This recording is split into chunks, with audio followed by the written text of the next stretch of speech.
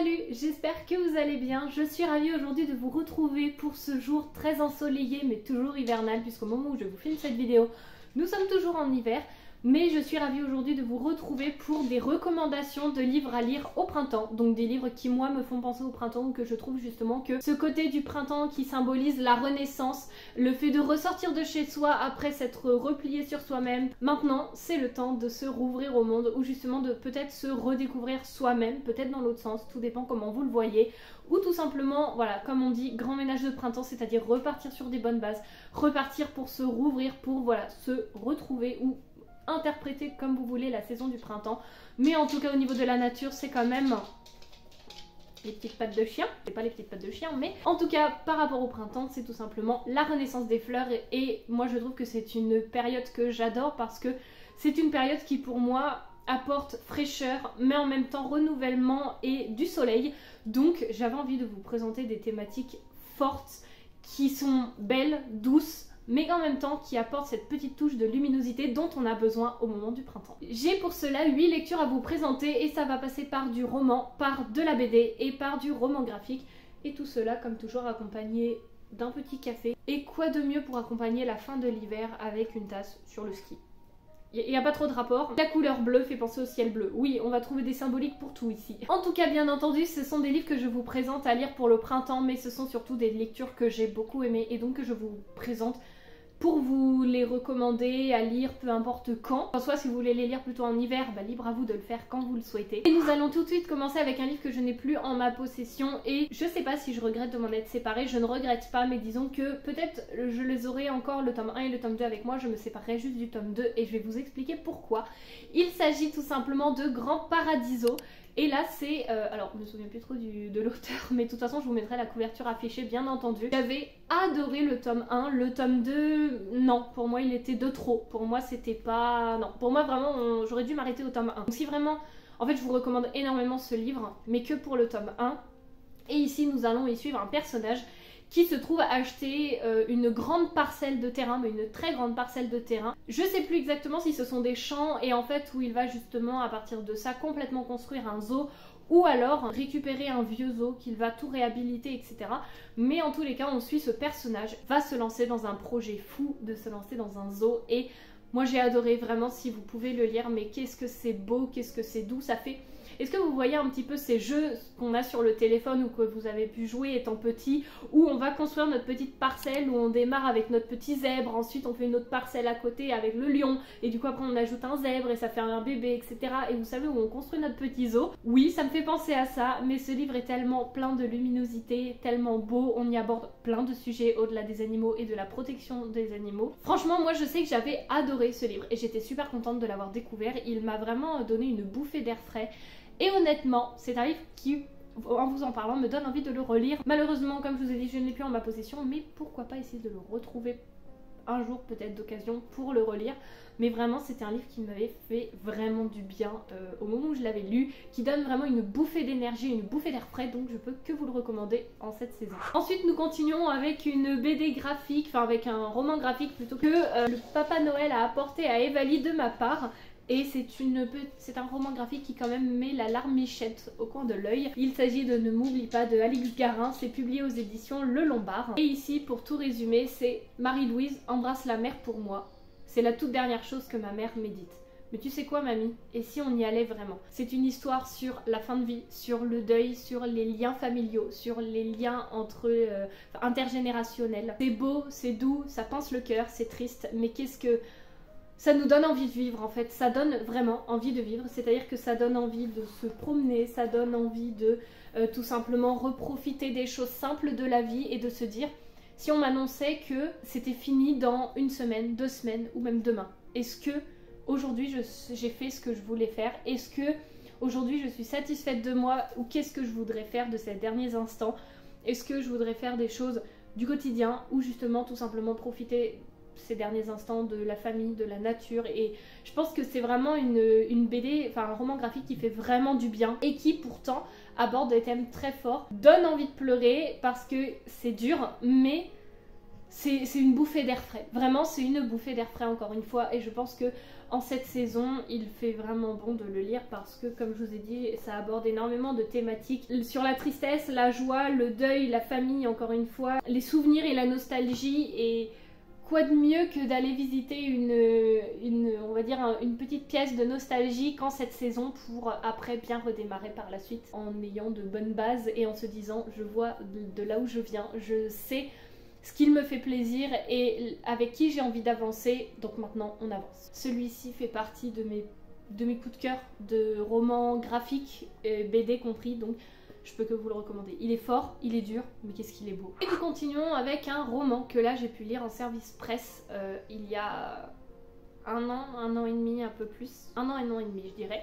Il s'agit de Devant nos yeux de Julie Dupont et c'est publié donc en auto-édition. C'est un de mes plus gros coups de cœur sidéral. Vraiment, ai-je besoin de vous dire la thématique du livre, à part que c'est sur l'écologie, les animaux, le futur, la condition humaine, la responsabilité, mais sans être culpabilisant, sans être vous faites ça mal ou alors il va nous arriver ça. C'est un monde post-apocalyptique, pas du tout, pas du tout. Certes, il y a des choses où vous allez vous dire c'est un peu culpabilisant quand même, je vais vous lire le résumé. Et que diront vos petits-enfants? Que vous les avez condamnés? Vous saviez et pourtant vous n'avez rien fait. En fait on y suit des personnages qui sont comme vous et comme moi, c'est écrit. 3 êtres humains avant tout qui partageront avec vous les épisodes de leur vie, un réveillon de Noël en famille, une journée de travail au quartier d'accouchement, un départ en vacances, le décès d'un proche, des problèmes de fertilité, une rencontre amoureuse, etc. La vie. Au fil des années, le réchauffement climatique va tout venir chambouler. Partout, la nature nous envoie des signaux. Ne devons-nous pas les entendre? Êtes-vous prêts à me suivre et à regarder? Tout est là, devant nos yeux. J'ai adoré et il y a des citations. D'ailleurs, je vous ai fait une vidéo sur les citations de livres que je vous remets dans le petit i et il faut vraiment un moment que je vous parle de ces livres parce qu'il y a des citations absolument exceptionnelles. Je vais vous en lire une. L'environnement était devenu une arme et elle tirait en rafale. La nature était devenue imprévisible, ingérable. Elle avait d'abord prévenu calmement, maintenant elle était déchaînée, indomptable. À un moment, les hommes avaient eu le choix, la nature avait eu cette élégance-là, mais ils ne l'avaient pas entendue. Est-ce qu'on en parle? De la fluidité de l'écriture et de l'impact des mots et de l'importance de leur résonance tout simplement. Moi je trouve que ce livre est absolument extraordinaire, autant par sa thématique et en même temps on ressort pas de ce livre en se disant oh là là, on va tous mourir, le monde il va nous tuer, il n'y a plus de nature et tout va exploser. Non, c'est la thématique pour nous donner un coup de boost et un coup de fouet et nous dire mais j'ai envie de faire des choses et j'ai envie de prendre ma responsabilité en main, j'ai envie de participer à ma petite échelle et franchement c'est tellement lumineux et en même temps c'est un roman coup de poing comme je les appelle. Et quoi de mieux en cette saison que de lire un roman sur la nature et justement sur les forces de la nature qui parfois sont un petit peu, enfin tout le temps mais que l'homme pense pouvoir gérer alors que quand la nature voudra s'y mettre, la nature peut tout détruire, on l'a déjà vu à maintes reprises. Un livre maintenant qui aborde la douceur, la pureté et tout simplement la naissance.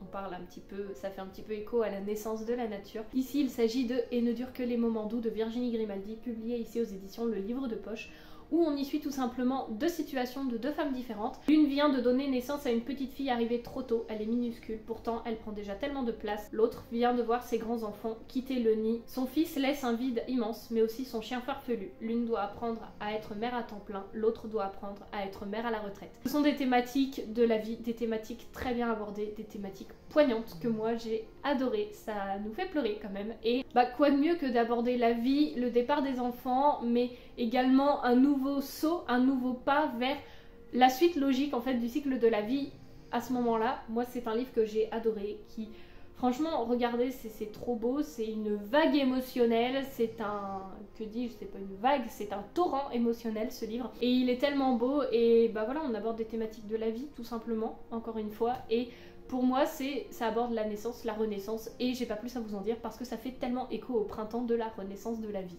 et de la nature et de tout simplement voilà, la naissance, la renaissance et donc la vie. C'est un roman que j'ai vraiment adoré au moment où je l'ai lu par sa thématique et par tout ce qu'il dégage et la réflexion qu'on peut en faire par derrière. On continue avec un livre que j'ai pu lire en été 2023, L'homme qui voulait être heureux de Laurent Gounel, publié aux éditions Pocket. C'est écrit: vous êtes en vacances à Bali et peu de temps avant votre retour, vous consultez un vieux guérisseur, sans raison particulière, juste parce que sa grande réputation vous a donné envie de le rencontrer. Au cas où. Son diagnostic est formel, vous êtes en bonne santé, mais vous n'êtes pas heureux. Il y a une suite du résumé, mais je ne vais pas vous la lire. C'est un roman justement sur la vie et quel est le but de la vie finalement. Et quand on pense être heureux parce que soit on possède, soit on a une bonne situation ou autre, finalement est-ce que en nous-mêmes, en tant qu'humain, en tant que personne, on est heureux, on est en accord avec nous-mêmes et est-ce qu'on est tout simplement en paix avec nous-mêmes, avec nos valeurs et avec le mode de vie qu'on veut par rapport à ce qu'on pense être capable de faire et ce qu'on fait réellement. Vraiment pour moi c'est un roman qui a tout remis en question et qui fait que je le garde parce que je me dis si je le relis dans quelques années il pourra encore une fois me remettre un coup de boost. Ça donne envie vraiment de se dire mais là actuellement si je me pose, qu'est-ce que j'ai envie de faire? Si on me disait t'as un mois pour, sans parler d'argent, sans parler de kilomètres, de tout, où est-ce que je veux aller et pourquoi? Qu'est-ce que je veux réaliser et pourquoi? Sans parler des efforts que ça demanderait, ou même en parlant des efforts que ça demanderait, qu'est-ce que je veux me donner les moyens de faire et pourquoi? Et je trouve que c'est hyper intéressant quant à notre situation et le fait de se remettre en question et on se dit voilà j'ai de l'argent, j'ai de la santé et tout, mais est-ce que tu es heureux? T'as peut-être la santé, t'as peut-être de l'argent, mais est-ce que tu es heureux et pourquoi? Et ça nous questionne vraiment intérieurement et j'ai trouvé que ce livre était vraiment bien sans pour autant nous remettre nous mettre en situation de culpabilité finalement parce que c'est juste en fait un personnage qu'on suit et qui n'est pas heureux, que ça montre vraiment que on se dit en fait tout le monde est aigri, tout le monde est méchant, mais finalement est-ce que les gens ne nous reflètent pas ce que nous renvoyons? Est-ce que les gens qu'on côtoie ne sont pas notre propre miroir? Ça pose vraiment question sur l'entourage, l'influence, sur les proches, sur nos manières de faire et sur notre manière de communiquer, notre manière d'être avec les autres. Et j'ai trouvé que ce roman était absolument formidable. Et quoi de mieux en cette saison que de voyager avec ce personnage, de se remettre en question et de repartir sur de bonnes bases. Je pense que c'est quand même tout l'intérêt de cette thématique. Un roman qui fait beaucoup parler de lui et notamment sur la chaîne d'Alex Bouquin en Prada, Un psaume pour les recyclés sauvages de Becky Chambers, publié aux éditions de La Talente, où ici on y suit tout simplement Frère Dex, un petit moine de thé qui recueille un petit peu les problèmes de personnes qui viennent boire un thé pour justement expliquer leurs problèmes, ce qui ne va pas, etc. dans leur vie. Il fait tout simplement ce petit périple jusqu'au jour où il se dit mais moi en fait ça ne me convient plus, je ne suis pas heureux. Il se met alors en quête identitaire très clairement pour voyager en se disant mais qu'est-ce qui me rendrait heureux? Et à ce moment-là il rencontre Omphale qui est un robot qui est censé avoir disparu puisque les robots sont censés avoir disparu depuis très longtemps. C'est devenu un petit peu comme quelque chose mais comme de légendaire finalement. Et Omphale a cette mission de quoi les humains ont-ils besoin? Est-ce que c'est universel? Est-ce que c'est à un moment donné? Est-ce que ça va dépendre entre chaque personne? C'est une thématique qui est vraiment très intéressante, mais tout simplement, de quoi les gens ont-ils besoin? On y suit un petit périple sur une quête identitaire, sur une reconstruction d'un personnage qui s'est perdu, et voilà, j'ai pas plus à vous en dire, c'était exceptionnel, c'était doux, c'était poétique, c'était beau. Je vous en ai parlé dans mes coups de cœur de l'année. Je vous remets encore une fois la petite vidéo dans le petit i si jamais cela vous intéresse. En tout cas vraiment je fais, forcément je fais écho à des livres que j'ai beaucoup aimés, donc qui se retrouvent dans des vidéos assez fortes et assez qui me restent en tête pour ma part. J'ai relevé beaucoup de citations, encore une fois il faudrait que je vous en parle dans ma vidéo des citations. Je peux pas vous parler de toutes les citations de tous les livres que j'ai lus en une seule vidéo, déjà ça ne tiendrait pas la route. Enfin ça ne tiendrait pas au niveau du temps surtout. Pas de mieux que de se retrouver dans la nature et en quête identitaire et en reconstruction de soi en se posant les bonnes questions. On retrouve un petit peu les thématiques des autres livres, mais en tout cas en cette saison pour moi c'est vraiment une thématique qui est importante et qui fait du bien finalement, qui entre en accord avec la saison et donc avec, pour moi en tout cas, le mental. On enchaîne avec un livre que j'ai également adoré, que j'ai lu en fin d'année 2023, et là il s'agit de Aux douceurs du temps de Véronique Chauvy, publié aux éditions de Boré. Ici on se retrouve tout simplement avec Juliette, un personnage qui est héritière d'une confiserie à Clermont-Ferrand dans les années 1892. Alors moi il ne m'en fallait pas plus d'un contexte historique où on y suit une héritière et en plus d'une confiserie. Il ne m'en fallait pas plus. J'essaierai de retrouver la lecture où je vous en parle parce que vraiment pour moi ce ne serait pas lui faire honneur que de vous en parler très rapidement comme ça, mais il y a vraiment deux parties du livre, une où on se centre vraiment sur ce côté où elle se bat un petit peu, si une femme peut être confiseuse et peut tenir une confiserie. En plus elle se retrouve voisine mitoyenne de commerce avec un libraire, un petit libraire où ils construisent une porte attenante entre les deux commerces.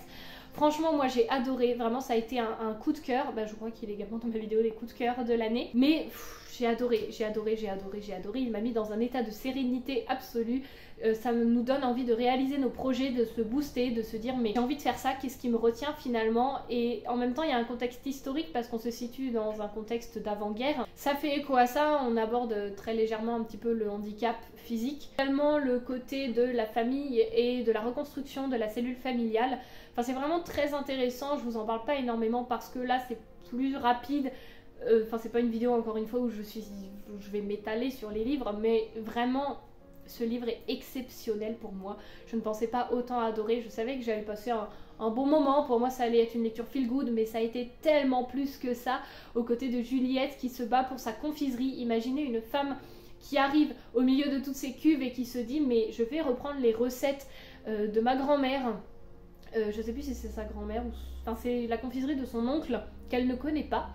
Et elle retrouve des cahiers de recettes poussiéreux, des bons de commande qu'elle va justement tout réaménager, tout réhabiliter, où elle va vraiment se remettre à fond là-dedans, où elle va faire goûter ses premières petites confiseries à ses voisins de commerce pour leur dire qu'est-ce que vous en pensez. Et j'adore dans ces villages d'antan où bah voilà, c'est un village où il y a une confiserie, une pâtisserie, une boulangerie, un cordonnier, une libraire, enfin un libraire pour le coup.